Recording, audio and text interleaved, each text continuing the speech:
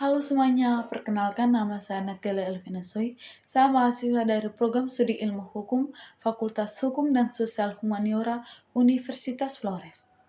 Mata kuliah yang saya ikuti adalah Hukum Tata Negara dengan dosen pengampu Bapak Agustinus Pascalino-Dadi, SHM.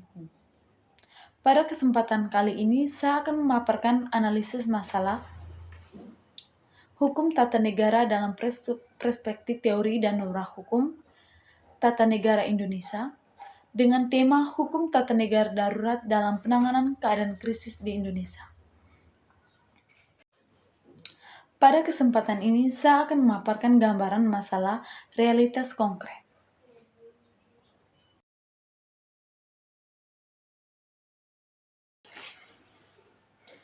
Dalam praktik ketatanegaraan Indonesia, sering muncul situasi luar biasa atau keadaan darurat. Misalnya bencana alam besar, pandemi COVID-19, konflik sosial, maupun kondisi yang mengancam keselamatan negara. Keadaan darurat menuntut pemerintah mengambil tindakan cepat demi menjaga keselamatan masyarakat dan stabilitas negara. Namun dalam pelaksanaannya sering muncul persoalan hukum, yaitu sampai sejauh mana pemerintah dapat menggunakan kewenangan tanpa melanggar prinsip negara hukum dan hak warga negara. Contohnya pada masa pandemi COVID-19, pemerintah menerbitkan berbagai kebijakan darurat yang membatasi aktivitas masyarakat, mengatur penggunaan anggaran negara, dan mengeluarkan berbagai regulasi khusus. Hal ini menimbulkan perdebatan karena di satu sisi negara harus bertindak cepat dan di sisi lain tindakan tersebut harus tetap sesuai konstitusi dan tidak menimbulkan penyalahgunaan kekuasaan. Di sini juga saya akan memaparkan gambaran umum tentang 4 gagasan yang dipilih untuk menganalisis masalah aturan atau realitas.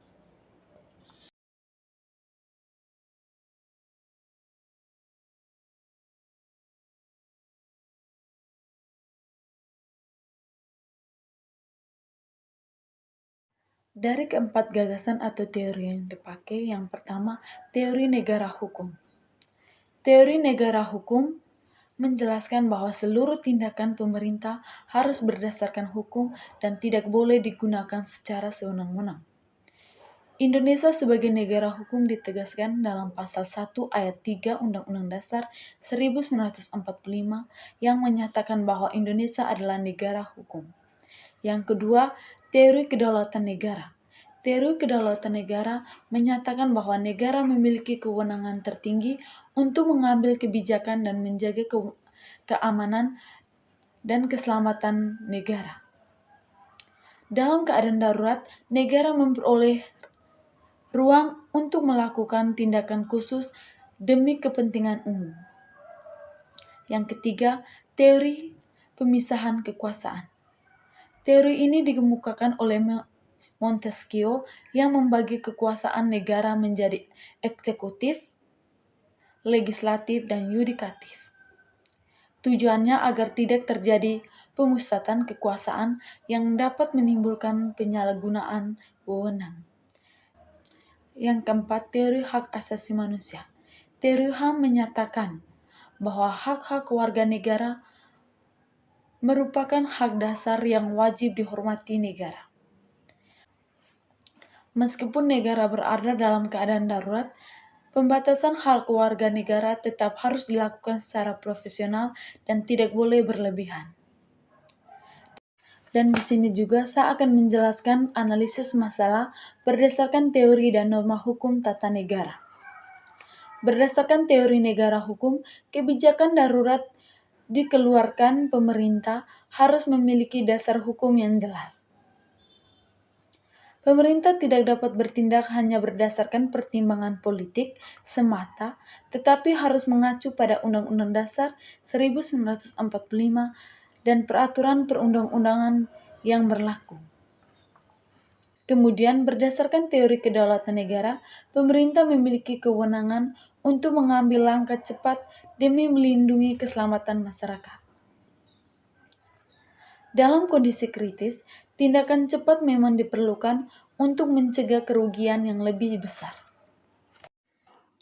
Namun, berdasarkan teori pemisahan kekuasaan, kewenangan yang besar tersebut tidak boleh tanpa pengawasan DPR dan lembaga peradilan, tetapi memiliki fungsi kontrol agar kebijakan pemerintah tidak menyimpang dari prinsip demokrasi dan konstitusi.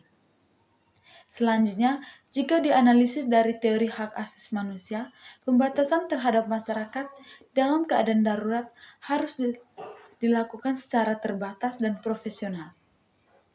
Negara harus memastikan bahwa kebijakan tersebut benar-benar untuk kepentingan publik, bukan untuk memperkuat kekuasaan pemerintah. Dalam Undang-Undang Dasar 1945 Pasal 12 dijelaskan bahwa Presiden mengatakan keadaan bahaya dengan syarat-syarat dan akibat yang diatur dalam undang-undang. Hal ini menunjukkan bahwa Konstitusi Indonesia mengakui adanya keadaan darurat, tetapi penggunaan tetap dibatasi oleh hukum.